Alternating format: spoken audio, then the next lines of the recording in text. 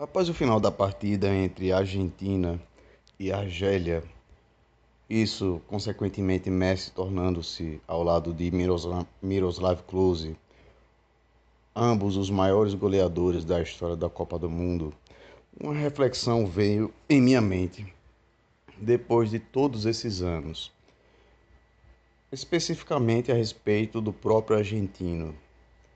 Messi é um jogador completamente acima da média, não apenas no século, e isso, como eu já comentara anteriormente em minha seleção de todos os tempos, eu alinho o mesmo aos grandes que já existiram desde que o Association Football foi introduzido, obteve as suas principais regras e começou a ser disputado, mas, digamos, não profissionalmente em termos de lucros em trabalho específico de jogadores, mas algo um tanto mais organizado do que era anteriormente, no caso, a criação da FA até os dias atuais.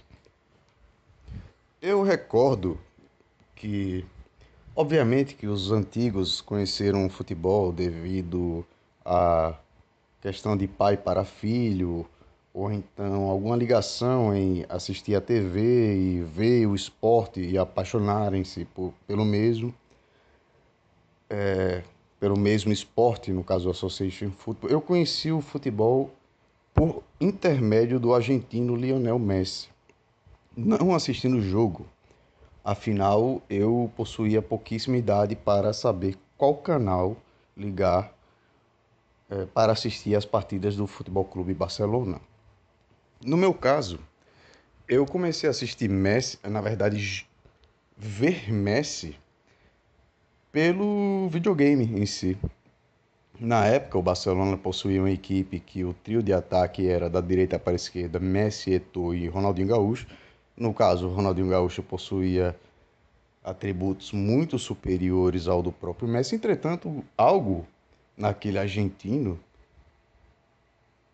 devido à velocidade do mesmo, à idade e à questão de drible, embora eu acredito que eu possuía algo próximo de 7, 8 anos, algo em torno disso,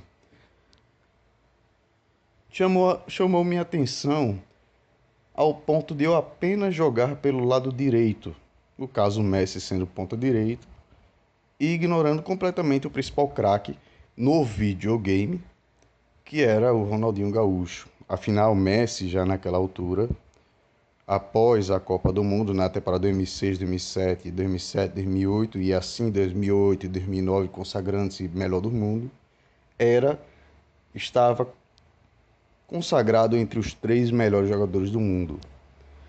E belo dia, eu pensei, eu preciso assistir esse jogador atuar ao vivo. E eu recordo muito bem a primeira partida que eu assisti de Messi, que foi uma reviravolta no próprio campo do Osasuna na temporada 2008-2009, em que o terceiro gol de Messi, qualquer um pode achar no YouTube, é um slalom que o mesmo aplica da direita para a esquerda e arremata, acredito eu, que de fora da área no canto direito do goleiro, assim dando a vitória ao Futebol Clube Barcelona. Naquela mesma temporada, o Barcelona conquistara todos os títulos possíveis, a La Liga, a Copa del Rey, a UEFA Champions League, naquela final contra o United, em que o próprio Messi marca um gol de cabeça, que é bem icônico, na verdade. E, posteriormente, a equipe blaugrana conquista a Supercopa da Espanha, a Supercopa da Europa e o Mundial de Clubes diante do Estudiantes, que acabaram por vencer o Cruzeiro na Libertadores. E desde então eu acompanho o Messi. Obviamente que antes disso, com a idade que já tenho, voltei a assistir as partidas do próprio Barcelona e acompanhei muito do Ronaldinho Gaúcho e até temporadas anteriores ao mesmo ter adentrado no clube. Porém, eu acompanhei a carreira de Messi assiduamente devido à qualidade que pouquíssimas vezes apareceu em um esporte tão espetacular quanto o futebol. E dessa percepção que eu tenho deste novo recorde, na verdade é uma equivalência de recorde, pois o mesmo igualou o Miroslav Klose, provavelmente irá ultrapassá-lo nesta mesma Copa do Mundo. Eu olho para trás nessa trajetória toda, acompanhando Messi em quase que 2 décadas, e eu fico impressionado como tal jogador consegue manter-se em alto nível, apresentando uma capacidade intelectual futebolística muito acima da média, muito acima da média. E o que eu quero dizer com isso é que Messi, ele é o gênio natural, o talento materializado em um argentino de 1,69 m, 1,70 m.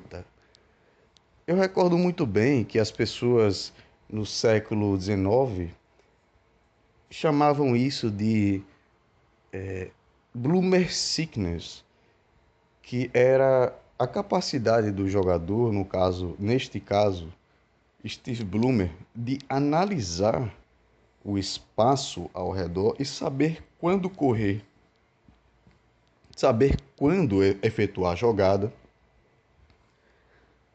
a inteligência acima do jogador e do espectador comum. E isso foi muito bem caracterizado, refletido em jogadores da Europa Central e até mesmo das Ilhas Britânicas, como o caso do próprio Charlie Buchan, que muitos comentavam sobre essa Bloomer Sickness. Não é uma doença em si, no caso, no sentido de uma falha de Bloomer. Não, isso é uma inteligência dentro do campo em saber quando ou não realizar tal tarefa, trotar, correr, andar. Tanto é que em determinada matéria eu li que Messi foi o jogador que mais andou na Copa do Mundo de 2022. Porém, foi disparadamente o jogador que mais influenciou o sistema ofensivo da Argentina, e não por intermédio de gols. Os gols que Messi marcou são completamente irrisórios, e isso alterando o placar por seus tempos, em relação à bola jogada que o mesmo aplicou. Um jogador que materializa o que é inteligência futebolística, alinhando com uma técnica primordial, quase que inteiramente na perna esquerda. Embora Messi sim possua diversos gols com a perna direita, porém aquela perna esquerda, não com a finesse de um Maradona, a plástica de um Maradona, porém com a objetividade muito mais parecida com a de um Zico, no caso Zico sendo destro, porém Messi canhoto, possuindo essa objetividade, dribles curtos em um espaço completamente, na verdade quase que inexistente, lembrando artigos e colunas escritas sobre jogadores como o próprio Alex James, Bob, que era canhoto, Bobby Walker, que muitos artigos foram escritos sobre isso, grandes jogadores do passado. Um drible muito preciso, uma técnica com uma naturalidade espetacular, e um jogador que foi desenvolvendo-se ao longo do tempo. Por quê? Porque Messi, a princípio, com o dinamismo que o mesmo possuía devido à sua juventude, ele utilizava muito mais de questões como a explosão e, de certa forma, até pelo que eu posso recordar, em pleno auge, um aspecto um tanto individualista que eu não consigo ver o Messi atual aplicando. Porém, aquelas corridas elétricas, driblando diversos jogadores a partir do meio-campo, com muita técnica. E embora Messi seja um jogador baixo e não robusto, possuía uma resistência, um equilíbrio dentro da cancha impressionantes para a estatura de tal jogador. E conforme o tempo foi passando, o mesmo foi adquirindo mais características em seu jogo, ao contrário de muitos outros que perderam essas características. Por exemplo, o Messi, ele não era um espetacular cobrador de faltas. Ele tornou-se um espetacular cobrador de faltas, até chegar um momento em que Messi, as cobranças de falta, a quantia que ele possui em sua carreira, não é nem perto de ser impressionante em relação às tentativas do mesmo. Eu recordo de uma matéria da ESPN na temporada 2015-2016, mostrando que Messi, em muito menos cobranças de falta, marcaram mais gols do que Ronaldinho Gaúcho e do que o próprio Cristiano Ronaldo, ou seja, possuindo uma efetividade acima da média. E isso porque ele, ao contrário dos dois, começou a cobrar faltas paulatinamente conforme as temporadas passavam. E, segundo mesmo, melhorou a perna destra, e isso é completamente perceptível. Bola longa, a inteligência do Messi aprimorando devido à idade, obviamente que isso é notório em quase todos os jogadores. O drible muito seco, efetivo, em curto espaço, na velocidade, o aspecto do gênio em que outros não esperam que qual jogada virá, porém o mesmo efetua muito à frente de outros. O escaneamento que muitos outros sequer comentam, que é uma das principais características do Messi. Messi no Barcelona, acredito que só escaneava menos do que o Xavi. E isso é uma característica principal, primordial, que deve ser lecionada na base. Em qualquer base do mundo, um jogador deve imitar o Xavi, escanear pelo menos 7 vezes antes de receber a bola. Messi escaneava diversas vezes, analisava, ele possuía esse tato que muitos, esse tato não, essa característica que muitos antigos comentavam a respeito de jogadores como John Guru, que era um jogador que possuía a observação de qual ponto estratégico em relação à equipe adversária era literalmente a conditio sine qua non para sua equipe alcançar os tentos. Cruyff possuía essa visão tática, atuando em campo, liderando a equipe, realizando gestos. Entre outros jogadores possuíam isso. Di Stéfano possuía tal característica. Messi consegue observar falhas na defesa que nenhum outro jogador consegue observar. E fora o movimento que eu vejo muito em GMs de xadrez, que é a próxima jogada, muito além do que outros jogadores conseguem ver. Jogadores como Orti, Charos, Schindler, Bucken, Chafé, entre outros, conseguiam realizar jogadas muito à frente, pensar nestas mesmas jogadas muito à frente de outros jogadores. Eu já li diversas matérias e estudos a respeito de George Hort, que os companheiros de equipe e adversários diziam que ele possuía uma mente tão rápida e tão matemática, tão metódica e com um toque de improviso que em uma fração de segundos ele realizava uma jogada que ninguém percebia. Uma jogada muito à frente. Messi realiza passes em que, posteriormente, no caso, aquele passe nas quartas de final contra a Holanda, ele mesmo, posteriormente, em uma entrevista, ele disse que aquele era o passe correto para o Molina. Ninguém esperava aquele passe, apenas o Messi. Mesmo o mais assíduo espectador, o maior conhecedor, ou então o gênio que assiste na televisão, não conseguiria observar aquele passe. E Messi, em plena entrevista, disse que aquele era o passe correto, enquanto todos esperavam um passe lateral. Messi aplica um passe incisivo e assim a Argentina abre o placar diante da Laranja Mecânica. É de fato um jogador excepcional que, conforme o tempo passou, adquiriu quase todas as características futebolísticas. Afinal, outros jogadores foram de fato mais completos do que o Messi. Messi não foi e não será um jogador ambidestro. Messi, embora seja baixo, entretanto, outros jogadores muito baixos também, como o próprio Jimmy McGrory e o Yves Siller, da Alemanha, jogador do Hamburgo, eram jogadores de 1,68 m, 1,69 m, e ainda assim possuíam o jogo aéreo, principalmente no caso de Yves Siller, a acrobacia e o cabeceio espetacular. No caso de Jimmy McGrory, existem estimativas que o mesmo marcou diversos e diversos gols de cabeça, embora sendo muito baixo.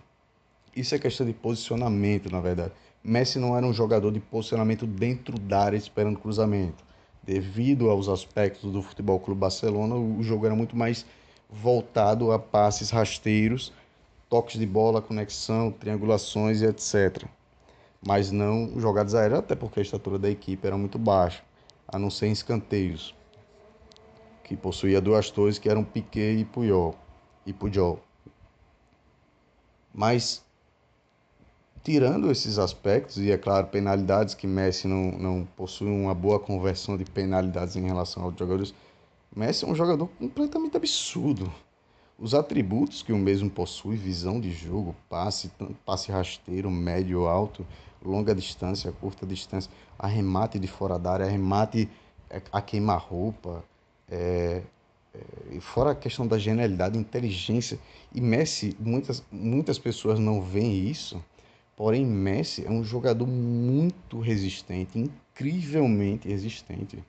Eu já vi jogadores que possuem o dobro da, da, do, da capacidade física de Messi, jogadores muito mais altos do que Messi, caírem em trancos que Messi nunca caiu. E mesmo se o mesmo chegasse a se ajoelhar, colocar a mão no chão, ele prosseguia a jogada, assim assimilando resistência e equilíbrio com a técnica divina que o mesmo possuía. E depois dessa partida que Messi realizara, interessantemente, veio-me em mente essa trajetória toda acompanhando o argentino desde quando eu jogava videogame com o mesmo, por qualquer motivo que seja que fiquei adepto de tal jogador do Futebol Clube Barcelona, mas que, sinceramente, são das grandes coisas que a vida oferece, pois foi de fato um prazer e, é claro, essa é a Last Dance de Messi. Foi um prazer, está sendo um prazer e será um prazer, porque ainda tem, caso a Argentina mantenha este mesmo ritmo, ainda tem muita Copa do Mundo para o argentino. Ganhando ou não o principal torneio da história do futebol, Messi ainda possui alguns anos de contrato com o Inter Miami. Embora eu sequer seja fã da MLS, vale a pena ainda acompanhar esse gênio que mistura inteligência tática, resistência física e uma técnica completamente ímpar em relação à grande maioria da história dos jogadores, da história do futebol. Isso condizentemente atrelando-se a aquela linhagem de grandes jogadores que quase que apenas a Argentina possui, como Alberto Raco, Antônio Sastre, José Manuel Moreno, esse muito citado como o melhor jogador de todos os tempos. Sastre, sendo mencionado por Vicente Feola como o principal gênio que o mesmo viu jogar, e devo ressaltar que Feola treinou Pelé. Pederneira, que foi um centroavante absurdo, um ponta completamente espetacular, principalmente pelo lado esquerdo, atuou como inside forward. A Copa América de Pederneira sempre jogou excepcionalmente os campeonatos sul-americanos em 1941, 42 e 46. Em 45 ele não disputa. Ele jogou 41, 42 e 46. Em 42 ele perde para o Uruguai. O Uruguai treinado por Pedro Serra, campeão olímpico em 24, 28 e também campeão mundial em 30. Mas era um jogador espetacular. O próprio Alfredo Di Stefano foi um jogador incrivelmente acima da média, um dos melhores de todos os tempos, muito bem citado como um dos melhores de todos os tempos. E Dom Diego Armando Maradona Franco, que esse sequer necessita de alguma introdução, e Messi alinha-se a esses. E devido à longevidade de tal argentino, do Messi, e a sua capacidade absurda de jogar futebol, coloco-o como o melhor argentino que eu vi, disparadamente o melhor jogador do século XXI. Dificilmente alguém superará Messi. E, obviamente, ali, entre os melhores jogadores de todos os tempos, espero muito de Messi nessa Copa do Mundo. Espero muito mesmo.